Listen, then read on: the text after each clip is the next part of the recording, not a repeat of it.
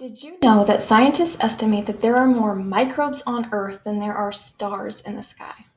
We're surrounded by tiny microscopic living organisms, and compared to their vast abundance, we know very little about them.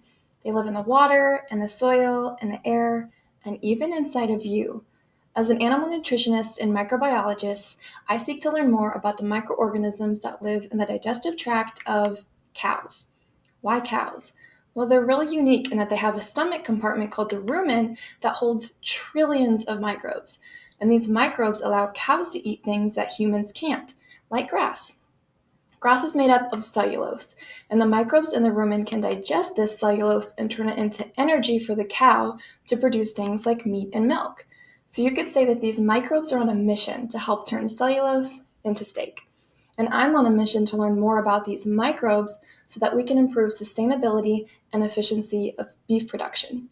But let's talk more about what we do know. As I said, there are trillions of microbes in the rumen, and we can culture about 20%. That leaves 80% largely unknown. When we culture these rumen microbes, we're trying to mimic their rumen environment in a lab setting so that we can study them more closely, but a lot of them can't survive in a lab. Another option is to look at their DNA. So just like humans have unique thumbprints, microbes have unique sets of genes that set them apart from others. This helps tell us who they are, but it doesn't help tell us what they're doing or how they interact. And this is important information to know if we want to help them on their mission. So therefore, we need new approaches to study the rumen microbial community, and that's where my research comes in. We hypothesize that by decreasing amounts of known bacteria, we can reveal new information about the unknown bacteria.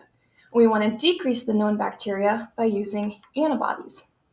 Yes, just like the antibodies that your body produces to fight off the flu or COVID, these antibodies can fight off known rumen bacteria.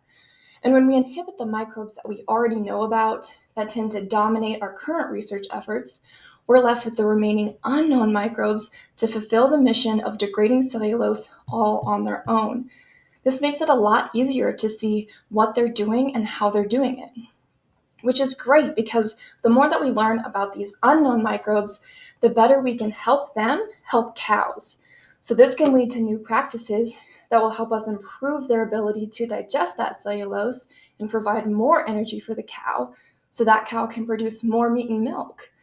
Overall, this results in more sustainable, affordable food, which makes our research mission a success.